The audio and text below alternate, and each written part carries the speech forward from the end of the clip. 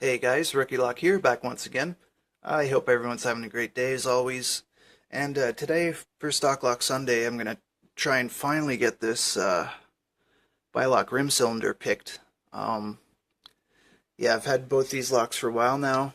Um, they're from Mr. Paul Springett. Once again, buddy, really appreciate everything you sent me. Um, like I said, these are two locks I never thought I would be able to hold, let alone have in my collection, so really, really happy about these. But I have picked this one, and after figuring out, uh, yeah, kind of sort of how to pick these locks, I think this one's fairly easy. But this one has put up quite a fight, and I've only recently got it picked. Um, both master key locks, keys I made for them. But yeah, like I said, this one has just put up quite a fight. I'm not sure what it is. I know this one, perhaps what made it easier was a lot of the springs were kind of uh, totally mashed. But this one I think has pretty good springs in it. Um, I'm not going to gut this after I pick it, just for sake of time, and I don't really want to make a mess of things. But if you're interested in um, what's inside a Bilock, I did pick and gut this one, and I'll leave that in the description. And also, Paul recently did a video where he picked and gutted one of his, and I'll leave that in the description as well. He did a great job explaining how they work and what possibly made his lock a little bit easier to pick, which I thought would be the case on this one because I think it's might be from the same place. But this lock, I think all the springs are intact, and it's like I said, resisted my efforts for quite some time now. I just managed to get it open the first time the other day. Only opened it a couple times since then, but try to replicate that here.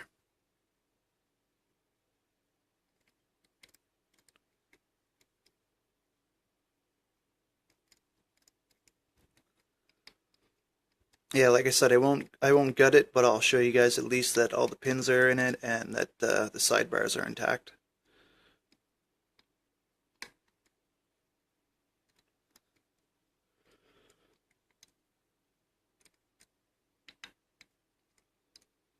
Okay, nice little turn on the core.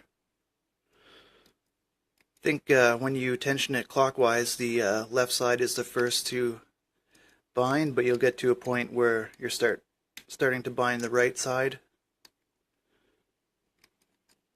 I think that's to do with the way the sidebars are shaped and the way the sidebar grooves are shaped. Actually, interesting enough, this lock is pretty well thought out. I thought that since there's a sidebar on each side and they're excuse me, they're exactly 180 degrees apart, I thought that if the core was turned 180 that you'd be able to take the key out of it. But it will re-lock up on you if you spin it 180 without a key in it, but you can't get a key back into it, or you can't take a key out of it when it's in the 180 position. So they shape the sidebars just right, and as well as the sidebar grooves to stop that from happening, or to make it work that way, I should say. Yeah, sometimes they'll get to a point where nothing else is happening, and I'll have to reset the lock, start over.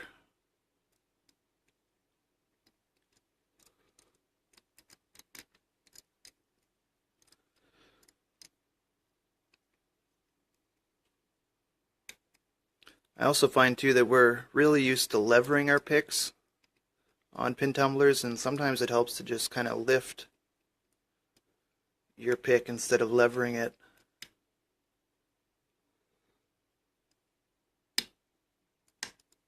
Okay, nice turn on the core there, so I think we're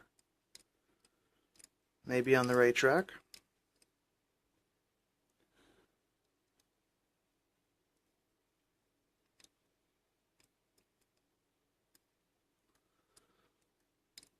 Hmm.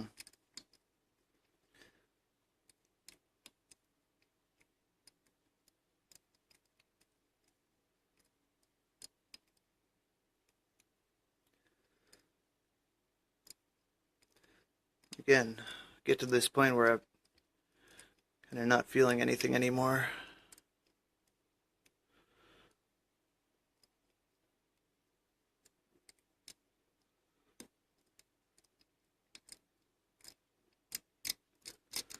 I don't like to rake, but this will tell me where I'm at. I think I have to release a bit.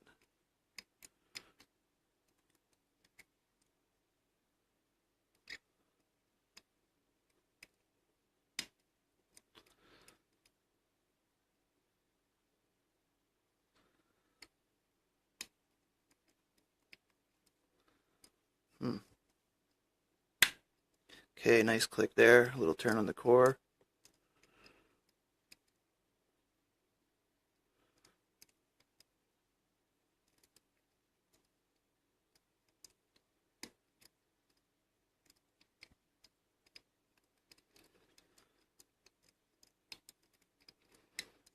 Feels like we're close, but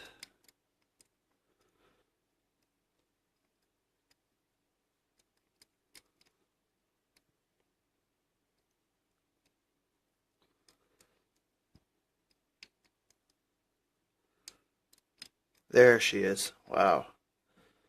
Tough lock. Especially when the binding order will stop on one side and start on the other side.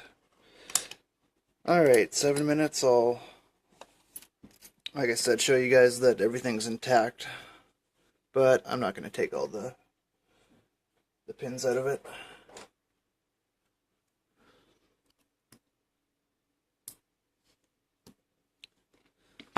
Ooh, that's not got much life left in her. I'll have to find another C-clip.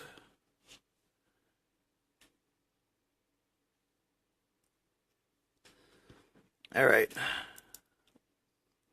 Let all the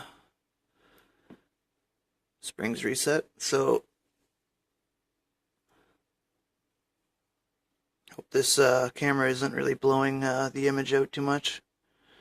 You can see everything there. All the pegs are intact on the right side.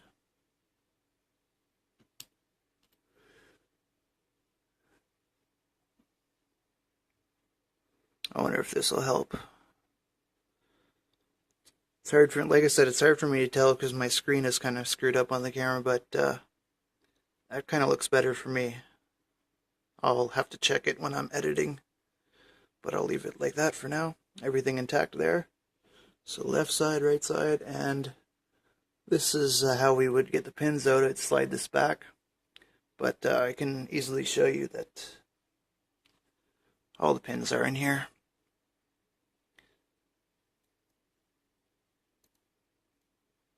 One, two, three, four, five, six, and 6, 5, 4, 3, 2, 1. And now that I'm looking at this, the springs feel okay, but some of them feel a little bit mushy.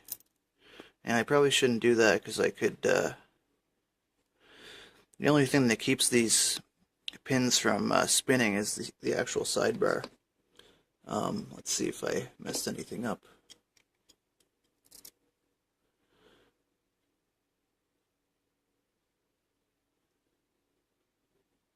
Nope.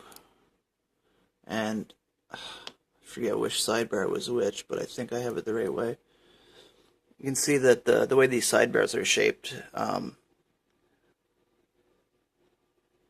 is what would, I guess, stop your key from coming out in the 180 position.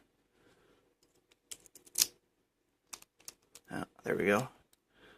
So there it is in 180, and the key does not want to come out. I'm pretty sure that's the way these sidebars go in with the sort of, I don't know how to say that, the groove part near the bottom instead of, you know.